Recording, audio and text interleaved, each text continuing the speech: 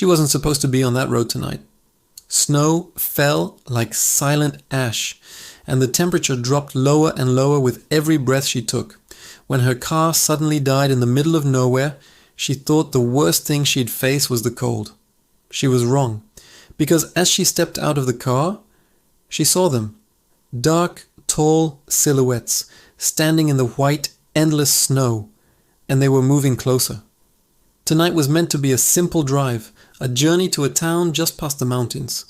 But this storm, it wasn't in any forecast. It descended without warning, a swirling vortex of white that devoured everything in its path. For Elena, a 29-year-old architect used to predictable lines and stable structures, this was chaos made manifest. She was driving alone, the road ahead a treacherous, invisible ribbon of ice and snow. The blizzard hit the windshield like shards of glass, each flake a tiny, frozen star. The wind howled, a mournful sound that seemed to pull at the very soul of the forest. The pine trees lining the road bent under the weight of the snow, their branches creaking and groaning like the old wooden bones of some forgotten beast. Elena glanced at the clock on the dashboard. 11:47 p.m. She should have reached the town an hour ago.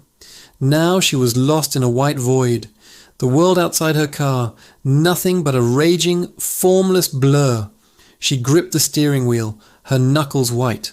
The road, which had been narrow to begin with, was now being swallowed whole by the deepening drifts. It was as if the mountain itself was trying to erase any trace of human passage. She leaned forward, trying to pierce the gloom, but it was useless. There was only snow and more snow, and then it happened. The engine, which had been a steady, reassuring hum, coughed once. It sputtered, a sick, metallic sound that sent a jolt of fear through her. Then it died completely. The dashboard lights flickered erratically, like a dying heartbeat, before fading into nothing.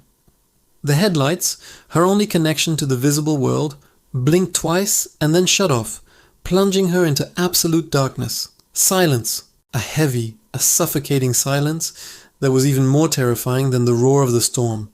The wind seemed to hold its breath. Inside the car, Elena rubbed her hands together, a futile attempt to generate warmth. Her own breath turned into a thick, white fog in the freezing air. The temperature was dropping rapidly, as if something outside was actively sucking the warmth from the car, from the very air she was breathing. She turned the key in the ignition. Nothing. Just a dead, hollow click. She tried again. Nothing. Her heart began to pound against her ribs. She fumbled for her phone, pulling it from her pocket with numb fingers. The screen lit up, a small beacon of hope, only to display the one message she dreaded. No signal. Of course, she was in the middle of nowhere, in a metal box that was quickly becoming a freezer. A curse escaped her lips, a small puff of steam in the cold. There was no choice. Staying in the car meant freezing to death. She had to move, had to find shelter. She grabbed her heavy coat from the passenger seat, pulled it on, and took a deep breath. Then she pushed the door open. The moment her boots hit the snow, the true scale of her isolation crashed down on her. The wind tore at her, whipping her hair across her face.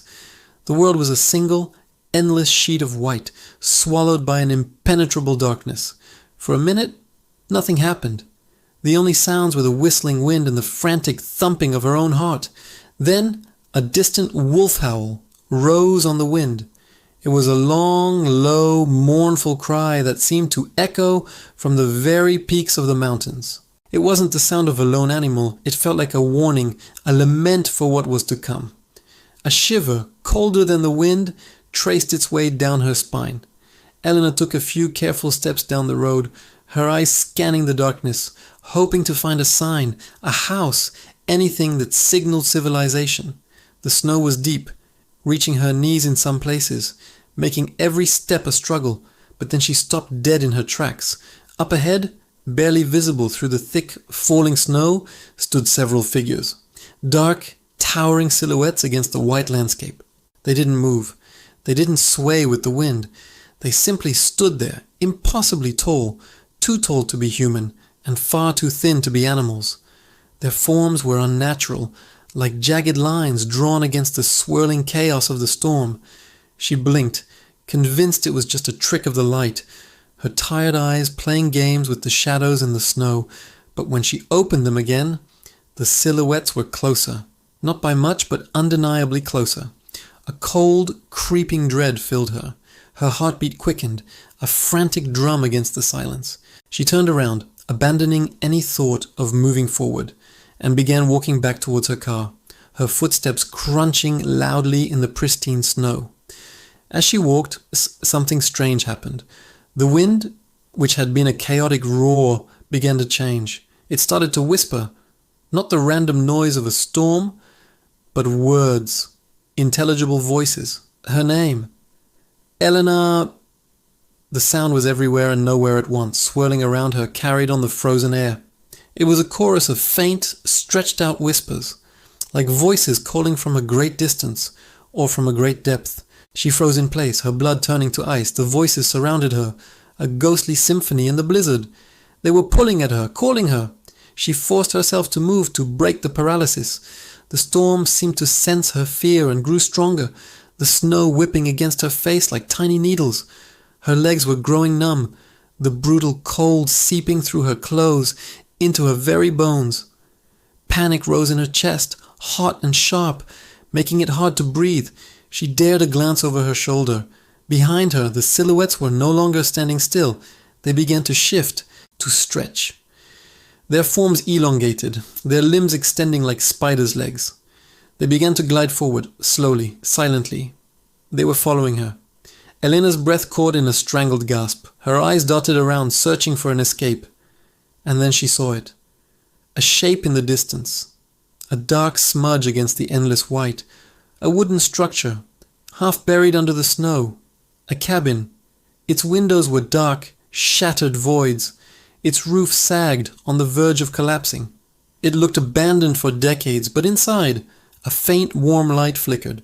How? How could there be light? There shouldn't be electricity out here, miles from anything.